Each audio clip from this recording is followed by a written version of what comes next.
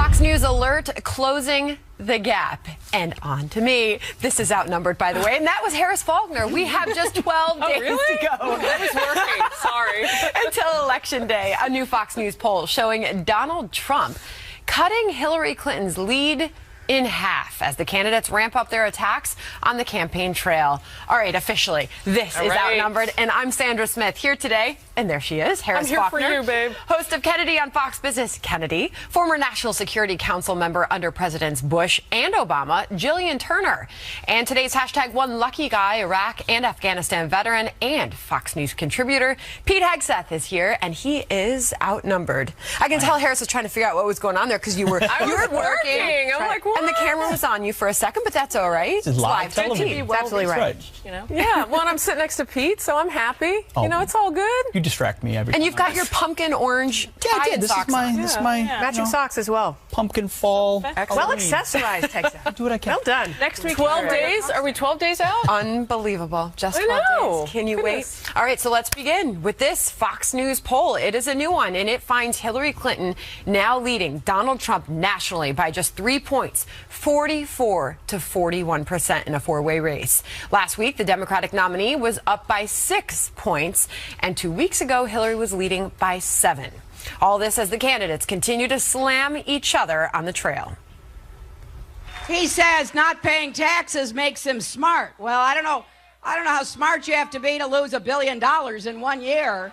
And besides, what kind of genius loses money running a casino, for heaven's sakes? Here's a woman who goes home and she goes to sleep all the time. Think of it. She's got no energy whatsoever. She makes a speech for 15 minutes. She goes home, goes to bed. She has less energy than Jeb Bush. Pete Hegseth is losing it on the couch over here. I love it. That Amazing political theater. In a full belly laugh. Yeah.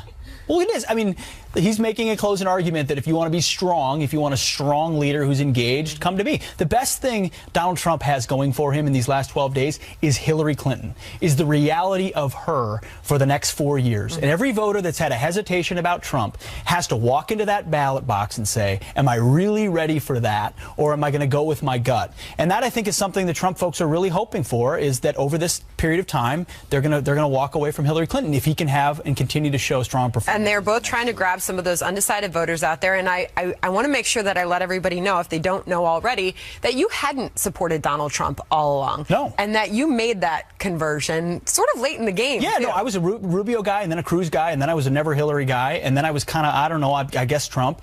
And today I will proudly pull the lever for Trump, because this, for me, this election's about America and whether we save it and fight for it. It's not traditional conservatism or leftist. It's, do we have a country or not? Do we support our cops or not? Do we rebuild our military or not? Do we have borders or not? Do we stand for the national anthem or not? I mean, that's what we're talking about right now. We're having a cultural clash. So you came to the realization that this is an unprecedented time. This is a much different election than we have seen.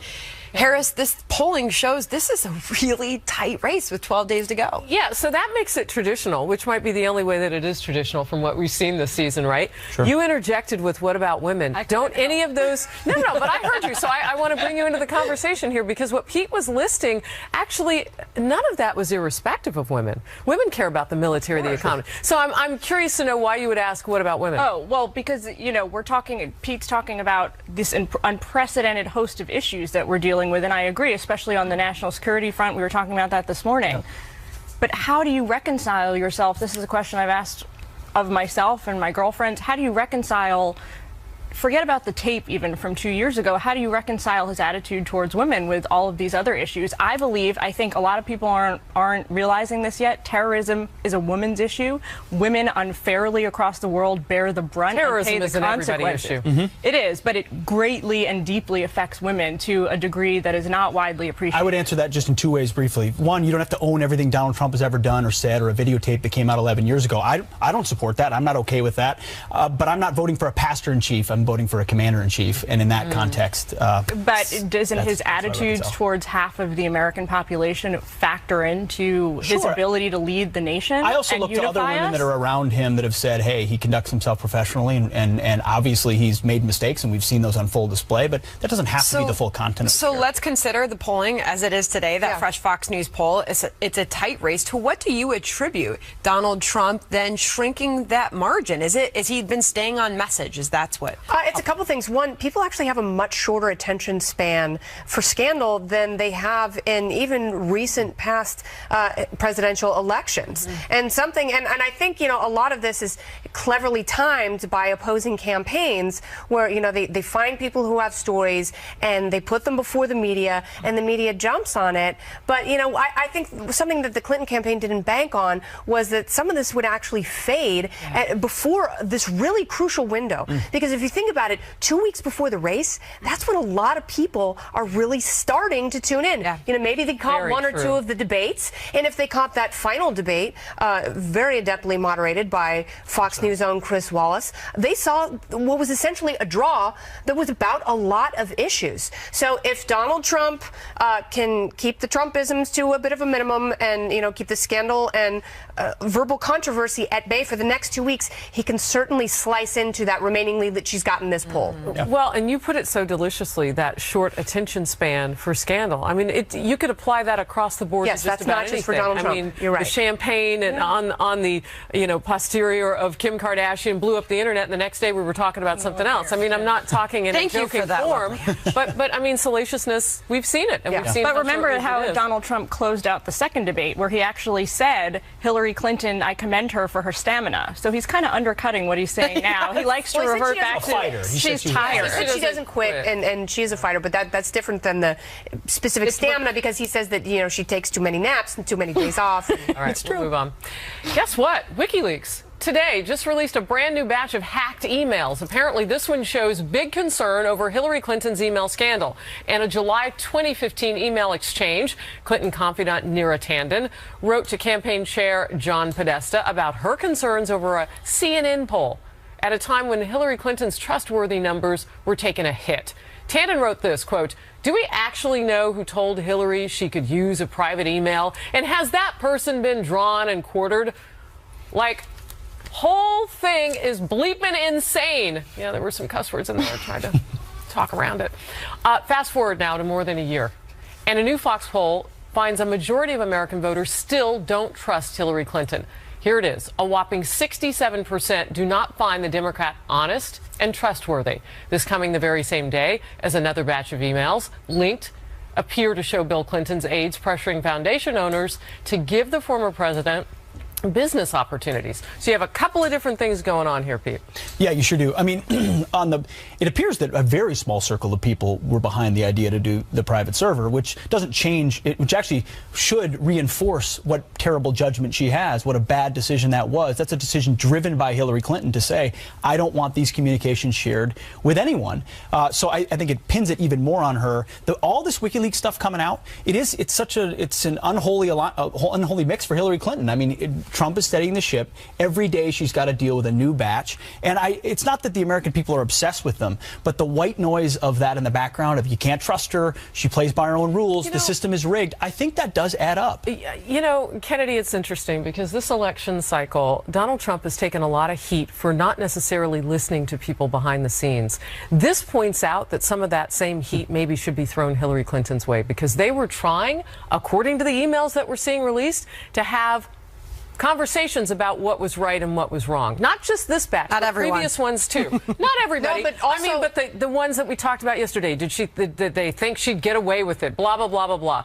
I mean, so I think it's interesting that those types of things really could be brought onto her. It does. It highlights the internal struggle and, the competent people that she has around her that have an issue with the system that she's created that's really sycophantic. But the thing is, even as Neera Tanden is questioning, who okayed this server? Whose idea was it? I bet it's Cheryl Mills. Yeah. And I also bet that if it's not Cheryl Mills, whoever it was is going to be a senior policy advisor in the White House. Exactly. That means they're going to be affecting national policy. That will have a direct effect on our lives, and they've already got questionable judgment that they have not sufficiently answered for. But that, and they highlight her questionable judgment. One of the emails we looked at yesterday, it called into question her instincts and how poor her instincts are. And this is within her circle asking that question. But to your point, Kennedy, Cheryl Mills, she doesn't have an official place in the campaign.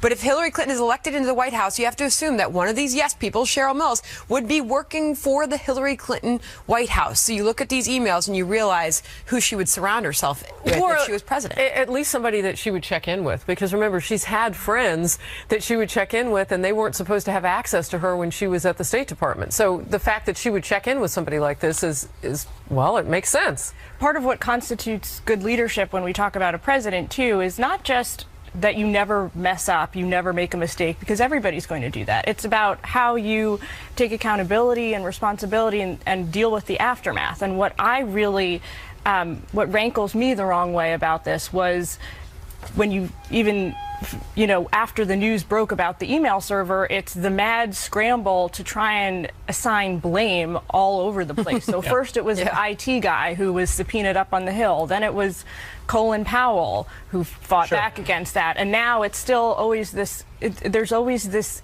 sort of panic to try and pin it on somebody. And that's kind of what bothers me even more than the original sin, which was the decision to set up the server in the basement. No, it's a very good point, because this has always been a campaign about a person rather than a cause. It's get Hillary Clinton to the White House, come hell or high water. But what does she stand for? I don't know. We're stronger together. I mean, what does it really mean? What is she really fighting for? That's interesting, no one really though, knows. a person, not a cause, because it's hashtag I'm with her. Yeah, exactly. Yeah. All right, we'll move on. Remember Jonathan Gruber, the Obamacare architect, who said, quote, the stupidity of the American voter was crucial to passing the law? Well, he's back and apparently has more to say. Why he claims the law is working as designed despite skyrocketing premiums that start next year. Plus, Donald Trump sitting down with his family for a revealing interview as he prepares for the final stretch of the campaign. Will it move the needle in this very close race? And Facebook Live will be sitting there talking. You can join us. Our handle on Facebook is Outnumbered FNC. It happens right at the top of the hour. We go from TV to online, and we have our own page at foxnews.com/outnumbered. Click on the Overtime tab, a couple places you can watch. And in the meantime, if you want to talk to us, tweet, and we'll tweet you back. We'll see you soon. Welcome back. You know who else is back? Jonathan Gruber. Yeah, he says despite the fact that Obamacare premiums will skyrocket by double digits next year, he says it's working as designed. The infamous Obamacare architect, who was caught on camera saying the stupidity of the American voter helped the bill pass, now insists surging premiums will only affect a very small fraction of consumers. In fact, he says if anything needs to be fixed at all, it should be raising the tax penalty for those who fail to buy insurance. Watch this.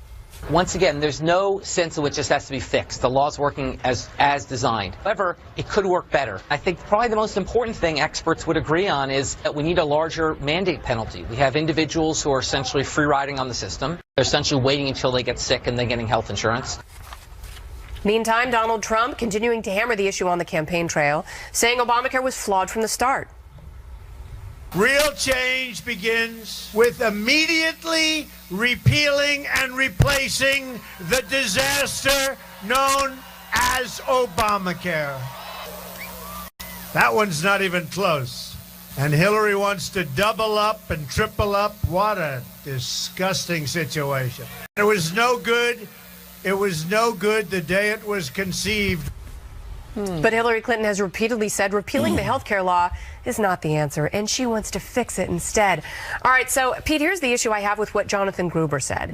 He wants the federal government to force people to buy insurance. That's what the mandate is. He says the mandate is not coercive enough. People aren't being penalized enough for opting out of the system until they really need it when there's a catastrophe. A lot of people have realized that it's less expensive to pay the penalty than it is to actually get insurance, especially now when in places like Arizona, premiums spiking 116%, not to mention deductibles. Let's talk about the freedom there. That's exactly right. And because the mind of a Jonathan Gruber, of a technocrat, is not that their designs could be wrong, but that the American voter and people are still stupid and need to be told what to do. I mean, that's the ruling class mentality. Yeah. And in Minnesota, premiums are up 60, 70%. You've only got one provider in most places, so one choice. And it's exactly what you get. That's not a choice. That's exactly, it's not a choice. Yeah. That's not freedom. And it's exactly what we said would happen. Costs go up, choice goes down, and people aren't gonna want it because they don't have the option. And Sandra, the bottom line here is, Jonathan Gruber, again, he despises the dirty working class people who are on the exchanges,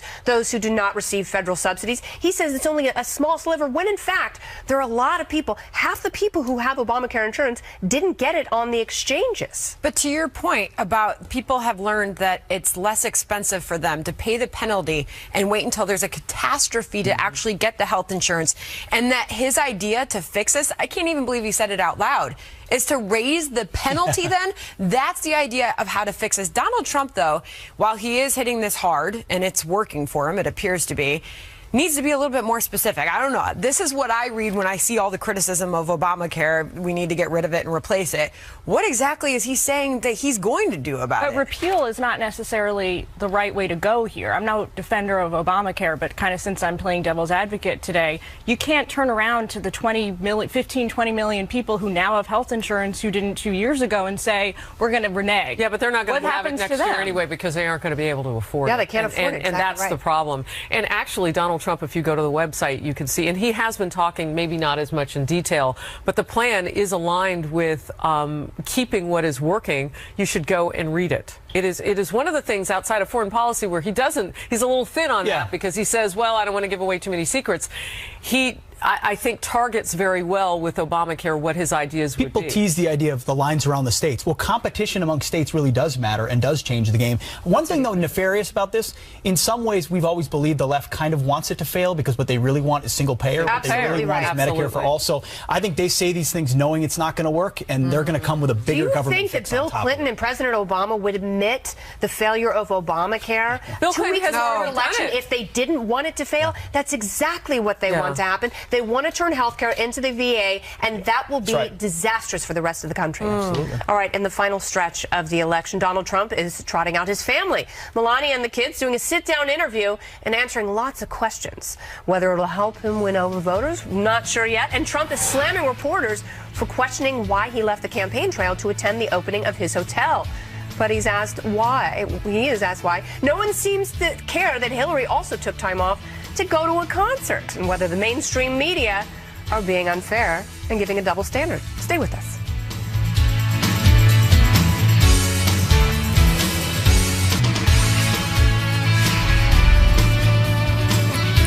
Did we mention there's only 12 days to go until Election Day yet? No, really? Probably the fourth time this hour. And Donald Trump is bringing out his family with just a few days to go. Melania, Ivanka, Don Jr., Eric, and Tiffany all joining the Republican nominee for a sit-down interview with Good Morning America. Here's how Melania responded when she was asked about the sexual assault allegations against her husband. They were lies, and as I said before, all the accusations, they should be handled in a court of law. So you believe the lawsuit should go forward? Yes, I believe that, because to accuse somebody without evidence, it's very hurtful. Honestly, do we still need to talk about that? I think American people want to hear the problems that we have in America. She's so right about that. They want to hear what we will do to make America better. Let's talk about jobs. Let's talk about secure our border. Harris, I was going to go to you on this because we've been having conversations in recent days and weeks, especially since the video surfaced, that we hadn't seen or heard much from Donald Trump's children. And here we are, 12 days left, and he's got them out there, back out on the trail. Yeah, and this kicks off actually simultaneously with something else that's going on with the campaign. The Women for Trump are back out. They're in Florida today, and I think they go to North Carolina and then Ohio. And so from talking with the campaign, I can tell you that this is in concert, and they are aware of the criticism that they've waited a long time. But I wanted to piggyback off of something that Jillian said about how much women do or don't care about lewd comments and that sort of thing. 63% in recent polling of women said that is not going to affect the way that they vote and that they will be voting for Donald Trump. In this particular poll, when asked about whether the videotape with the lewd comments mattered and some of the other things. It's interesting. We always talk about the economy. It really does come down to that. And this timing of the news about Obamacare is a gift to this particular campaign right now. And let's go back to the second to last debate. It was the second of the general election debates, second of the three. And the last question, they were asked to say something complimentary about each other. And even Hillary Clinton was complimenting Donald Trump's children and the way they have come up. So will this help him? Well, what better compliment? Yes. I mean, more kids, please, because I think they are a great demonstration, of a father and a family and of somebody who clearly values his kids. And they're great spokesmen for him. So I think there should be even more of this, especially women, Ivanka and others that can get out there and attest to who he is in public and in private, that he doesn't have a public and a private position like Hillary Clinton does. He's respectful. So I think it's all good, and they should keep rolling. Will this help soften his image? Absolutely. I think all the children do a great job. Particularly Ivanka. I think you've seen her in a spate of ads recently because she's so well-spoken and she connects with people very easily. I went to ballet school with her here in New York growing up, and we shared a part one year in the Nutcracker, so I have a little connection. Pull the tape. With At her. Lincoln Center? Pull the tape. Yeah, we were alternates. Cool. We shared a part one year, so kind of knew her as a kid. She was very sweet. But I think they do a great job for him on the campaign trail, absolutely. I think they should be out there every day between now and then. So will it help, Kennedy? Yeah, I absolutely think it does. And the fact that you're talking about his family and his children being well-spoken and not about scandal, that bodes well for him in coming polls. Also, JP Morgan Chase says there's a 1 in 3 chance we're going to be in a recession next year. And he is considered better at handling the economy than Hillary Clinton. So if he stays in those two lanes, it will be better for the last 2 weeks of his campaign. And to your point, I mean, a lot of people haven't been paying attention. And when, we all judge at some level. When you see kids that are out of control, you look at the parents, right? I think America will look at these kids and say, hey, what a great batch. That must reflect well on Mr. Trump. The Women for Trump, by the way, is run by Donald Trump's daughter-in-law, Laura Trump. And so you've got even extended family in on this that you'll be seeing too. Trump also said in a separate interview that Hillary Clinton went to see Adele in concert Tuesday night, and no one questioned her about that. Meanwhile, the Democratic nominee had something to say about Trump's hotel detour as well. Watch. I was struck today that Donald Trump is actually paying more attention to his business than to the campaign. It's his choice, but we're going to keep working really hard to reach as many voters as possible. Can I take that for a second? Oh, please. Because it absolutely is his choice, and he would be criticized by the employees who count on him to have those companies thrive so that they get a paycheck every week, okay? So he has an obligation as a business owner to make sure that those businesses are thriving. It doesn't mean he just sets it all aside because he's running for president. He does have an obligation and responsibility there. Can I ask you, too, because you have interviewed so many CEOs and leaders of companies on the Fox Business Network. It is not out of character for somebody to be also looking out for their brand while they do other things. You've interviewed people. Bloomberg ran for office. You didn't see the Bloomberg As the head of a brand major publicly traded company, your number one obligation is to your shareholders. The board of directors, your obligation is to your shareholders. So in the case of Donald Trump, he has a lot of people who count on him and families that count on him to make sure that those businesses are thriving. So I will always defend somebody who is making sure that their businesses And by the way, sound. he can't, or rather, Hillary Clinton can't have it both ways. You know, yesterday she's attacking him because she says he lost $1 billion in a year and failed at running casinos, and she said, how can anyone who runs a casino lose money? And then she criticizes him for going and servicing one of his businesses. So she really has to choose her line of attack there. And it also goes to show, and this is one of my biggest pet peeves that I have with politicians, they know nothing, not only about business and the economy, but they don't know how to run a business. Exactly. Well, a lot of what we talked about this campaign season, though, was her earning and speeches that she's given and her own income. For talking. Yeah. Yes. And then I think this is great politics. This is exactly what he should do. Oh, by the way, I run this multi-billion-dollar company, and we build hotels that are under budget and on time, which is exactly what he said. No, listen, I mean, this is the right contrast. And just because it's not a campaign stop doesn't mean there weren't 40 cameras there broadcasting the entire event across the country. There were. So you can still campaign, and I think it's a great campaign event. You know, some of the criticism, though, came for Donald Trump because Governor Pence was out on the trail in Utah, a state that arguably some were saying he might not be able to win with the electoral vote count. So it looked as though Donald Trump were not working while Mr. Pence was, except for the fact that he had 2 rallies later. Was working. Well, I think also a lot of American voters or certainly some, I'll speak for myself, are not used to seeing a presidential candidate that's also, you know, like a major CEO of a huge corporation. And there's a lot of kind of trepidation around that, right? You have to remind people that this is not, you know, a sub-Saharan African country. It doesn't mean our leaders are corrupt because they also have successful businesses that they're going to run while they're politicians. Some probably wish that President Obama would go back to the White House and do his job rather than campaigning for Hillary Clinton when we have so much going on. I've been reading your Twitter. And I've been reading mine. A lot of people are wondering, are we paying for that as taxpayers as he does that? Okay, a top GOP congressman seems to be hopping back onto the Trump train. And House Oversight Chair Jason Chaffetz, who's been our hashtag a couple of times, is also warning that if Hillary Clinton does win the White House, she can expect years of investigations. We'll talk about it. Jason Chaffetz appears to be back on the Trump train after previously yanking his endorsement over crude remarks the GOP nominee once made about women. Now the House Oversight Committee chairman says he will vote for Trump after all. Because Hillary, he says, and this is, quote, says, she's that bad for the country. All this, as Chaffetz says, he has years of investigations planned if Clinton wins the presidency. He's telling the Washington Post, Chaffetz says, and I quote, "We've got 2 years worth of material already lined up. She has 4 years of history at the State Department, and it ain't good. She's not getting a clean slate. It's not like the State Department was bending over backwards to help us understand what was going on.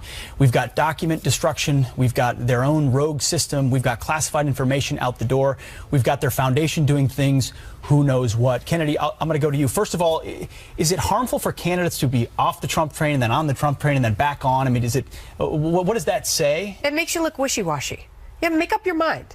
You know, it's like, and then if you're off, stay off. But it's interesting because I think, is in a unique position because he's from Utah, and that's a state that's very close. That Evan McMullen, the independent candidate that, you know, a lot of conservatives are backing, he could win Utah. So I think by Chaffetz saying that he is going to vote for Trump, I think that is a signal to some of his fellow Republicans in his home state that in order to beat Hillary, that's what they have to do. I think it's more about that. That's such a great point that Kennedy makes because McMullen is selling himself as the true conservative on the ticket who is not necessarily aligned with the political party.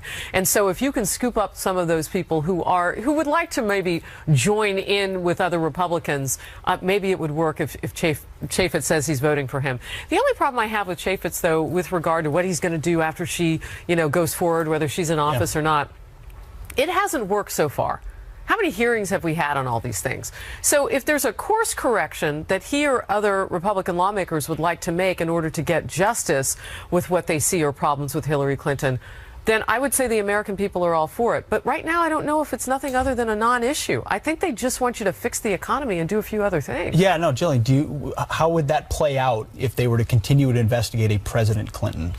How would it play out if she loses and then they drop the whole thing? In a sense, that's even worse for the Republicans' optics because it's like underwrites this notion from the left that this has all been a political hack job, which, by the way, that statement reeked of to me. I mean, this is the same guy who, when he dropped off the Trump train a few weeks ago, went on national television every single day and talked about how it was like he was one of the party ralliers who were saying, forget the presidential nominee, we got to save our own butts. So everybody do what you need to do in order to save yourself. And now he's back on. And every time he's here, he makes the point, this is my job. This isn't political whether or not we decide to continue investigations or add more or do more. This is our job. If there are still unanswered questions, then we're going to ask them. But for him to say that we're going to do this if she becomes president, it makes it look very political on the report. Do you think they would do it? No, you've sat with them. Do you think they would continue the investigations if she doesn't win? They should, if they still need to. They should. I don't know. But again, even if they do, if they don't course correct, what difference will it make? Okay. It has not worked thus far, although it would look like it's a genuine effort. And maybe they can come up with a new way to align all of this evidence. But this is the point that I brought up to him. Pick your battles. Pick your battles with her. Because I think if she doesn't win the presidency and she's really broken the law, you have to go after her for the most egregious lawbreaking. And that's what they have to do if she becomes president. You shouldn't impose a double standard there either. So if she's done something so bad that you have to set a precedent for the future, do it regardless of whether or not she ascends to the Oval Throne. If you're doing it for the American people, you will continue the effort regardless of who's in the Oval Office. shouldn't matter. that I caught with what you said, though, Kennedy, was pick your battles in the sense, pick the ones that have the most evidence. Don't just throw a basket at it, if you will. That's such a weird word this season. But you know what I mean. Don't just throw a bunch if she should become president and then hope some stuff sticks. Yeah. No, and I agree with what you say. I needed like a different word other than basket. Like, I don't know. Bucket? Bucket. Okay. Yeah. Bushel? No, I don't know. Bushel scandals. Bushel's not used enough, by the It way. really isn't. Thank you. Bushel. Oh, that's a good one. We're going to bring it back. It's very biblical. All right. Donald Trump is doubling down on comments he made in the last debate about the need for an element of surprise in our military strategy. Well, and he's not holding back in his response to a military expert who says Trump's got it all wrong. We'll discuss. Stick around. Whatever happened to the element of surprise? Okay? We announced we're going after Mosul. I've been reading about going after Mosul now for about, how long is it, Hillary? 3 months? These people have all left. They've all left. The element of surprise. Douglas, MacArthur, George, Patton, spinning in their graves when they see the stupidity of our country. Donald Trump's comments at the last debate sparking criticism now from a military expert, a former dean of the Army War College, telling the New York Times, quote, "What this shows is Trump doesn't know a damn thing about military strategy." The Republican nominee was asked about that on Good Morning America, where he doubled down on his original comments and took a dig at that military expert. Why can't they win first and talk later? Why do they have to say 3 months before the attack, we're going in? So you can tell your military expert that I'll sit down and I'll teach him a couple of things. Ooh. So he says it's dangerous to broadcast your plans in advance. But here's something else to chew on for a second. He tweeted on Sunday, this is like, I think, 3 or 4 days into the ongoing offensive against ISIS in Mosul, that it was turning out to be a disaster. Well, the news flash for Mr. Trump is that when you're president, you don't get to declare defeat while you've got troops on the ground, Americans out in harm's way, because that is actually deadly. Yeah. And that really upset me about these comments. And I think that he needs to reflect on that a little bit. That is not fair to sound criticism. like a school teacher. That is fair criticism. Not only would you not forecast defeat, you wouldn't forecast victory either, because you have men and women on the ground. It's actually deadly. We are playing such a critical role in what's happening in Mosul. ISIS is actually running out the back door that we created for them. Now they're going to nest in Raqqa, where they have been, those scorpions. But you know, maybe we'll hit them from the air. But I think that's fair criticism. No, I mean, you've served. Imagine being out on the battlefield and the commander-in-chief is talking about defeat. In the past, I've been highly critical. In 2007, during the Iraq surge, you had Harry Reid and everyone declaring the war lost as our warfighters were surging into Baghdad and changing the game. I mean, that is not acceptable. But on this comment, I think what Trump is saying is he's reflecting a sentiment amongst a lot in the military that we've got political generals, that we forecast our strategy, that we fight with one hand tied behind our back, that the military has become a social petri dish as opposed to a warfighting institution. That's what he's talking about more. Well, I mean, he should say that then. Okay, can I ask you? Yeah, that's what you're talking about. No, that's but I think not that's the what sentiment Donald that Trump he's was talking. talking He says it differently. I just want a point of clarification here, because Donald Trump's saying don't broadcast your plans ever. But General Robert Scales said, actually, this is called a cordon strategy, and you have to broadcast this because we're trying to save 1 million civilian lives so people don't get caught up and, you know, you create more casualties. And you have to, section by section, get to the heart of the city and isolate the people that you're fighting, and also create a hallway for refugees to get out. I mean, there's also a big difference between broadcasting your ground strategy or battle strategy and broadcasting a general strategy. You're trying to sell the American people, the voters, that national security and terrorism is the most dire threat we face today. Well, you know what? You owe the voters a decently thought out plan that tells us, give us a roadmap for where you're going to go. Voters decide what they think about his military strategy at this point, because Clinton said his disrespect for our military knows no bounds. What do you, I mean, you're, as I pointed out earlier, a convert and now support Donald Trump. What are you hearing from your... Look at the military members, look at the vets in all the polls. They're overwhelmingly for Trump. They know what the Clinton years looked like for our military, the way the military was treated. They remember that. The disrespect that Hillary Clinton has shown to Secret Service agents and others, it's well documented. They don't want that. And in Donald Trump, I think they see someone who will stand broadly and salute and be proud of those troops and unleash them. So yes, there's definitely a strategy to let some people, military, you will let people know to minimize civilian casualties. The frustration folks would have with that is when we drop leaflets on oil tankers against ISIS because we don't want to bomb those and their civilian casualties. They feel like we're fighting politically correct wars, and that Trump would stop doing that. We have done that in our history before, though. When we were getting ready to drop something from the sky, we did drop leaflets letting people know for the reasons that Kennedy was pointing out, so that people could get out of the way, which is different than the political side that you're making. Yeah. All right. Well, any moment now, Donald Trump, he is scheduled to take to the stage in the battleground state of Ohio with only 12 days until we go to the polls. Have we mentioned that this show? Yeah, a few times. 12 days? 12 days, everybody. Woo. We will take you to him live when he begins. And this White House campaign has got emotions running very high, if you haven't noticed, sometimes causing high tension among family and friends. But never fear, Hillary Clinton's got the remedy. A big old national dance party. I promised on Twitter there would be a dance party.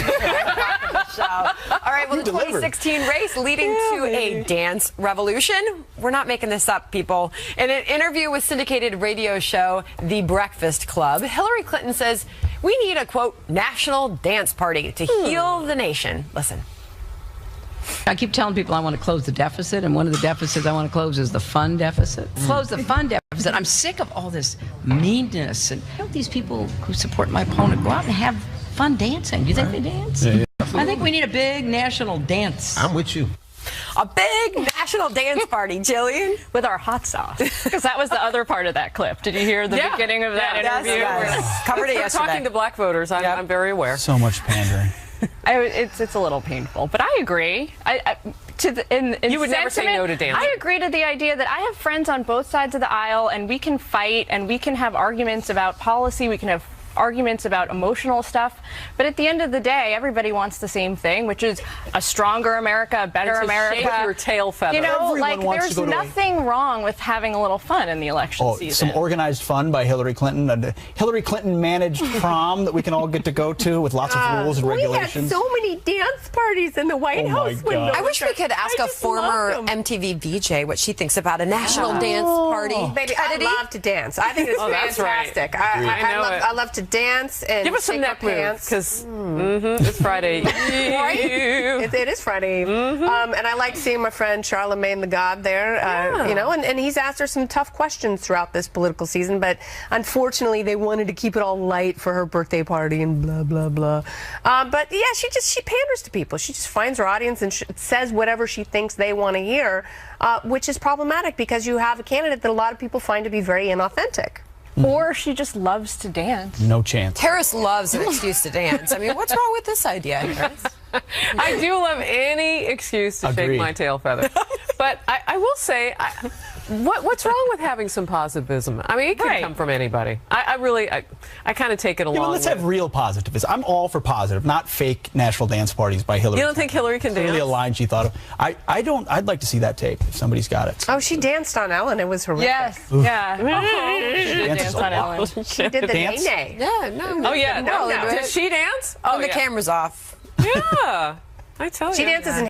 Fox News alert, closing the gap. And on to me. This is outnumbered, by the way. And that was Harris Faulkner. We have just 12 days to go. That was working. Sorry.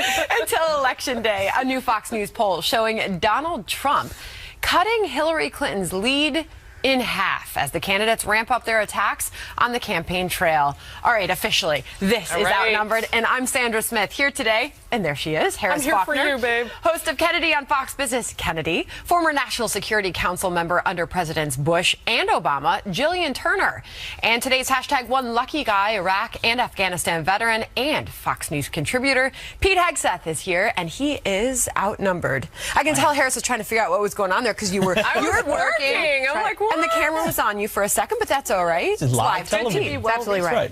You know? Yeah, well, I'm sitting next to Pete, so I'm happy. You know, it's all good. You distract me every time. And you've got your pumpkin orange tie. And I was kind of, I don't know, I guess Trump. And today I will proudly pull the lever for Trump because this, for me, this election's about America and whether we save it and fight for it. It's not traditional conservatism or leftist. It's, do we have a country or not? Do we support our cops or not? Do we rebuild our military or not? Do we have borders or not? Do we stand for the national anthem or not? I mean, that's what we're talking about right now. We're having a cultural clash. So you came to the realization that this is an unprecedented time. This is a much different election than we have seen. Harris, this polling shows this is a really tight race with 12 days to go. Yeah, so that makes it traditional, which might be the only way that it is traditional from what we've seen this season, right? Sure. You interjected with what about women? Don't any of those... No, but I heard you, so I want to bring you into the conversation here because what Pete was listing, actually, none of that was irrespective of women. Women care about the military, the economy. So I'm curious to know why you would ask, what about women? Oh, well, because, Pete's talking about this unprecedented host of issues that we're dealing with, and I agree, especially on the national security front. We were talking about that this morning. Yeah. But how do you reconcile yourself? This is a question I've asked of myself and my girlfriends. How do you reconcile, forget about the tape even from 2 years ago, how do you reconcile his attitude towards women with all of these other issues? I think a lot of people aren't realizing this yet. Terrorism is a women's issue.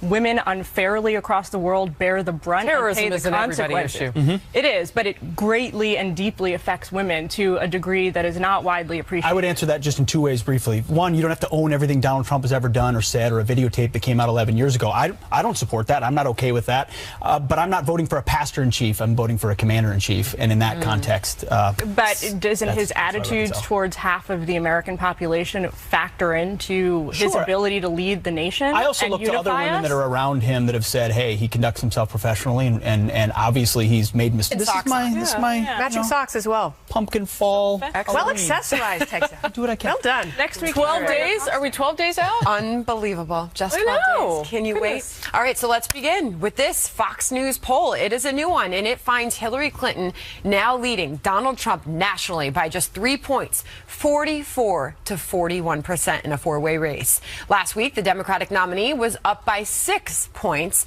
and 2 weeks ago, Hillary was leading by 7. All this as the candidates continue to slam each other on the trail.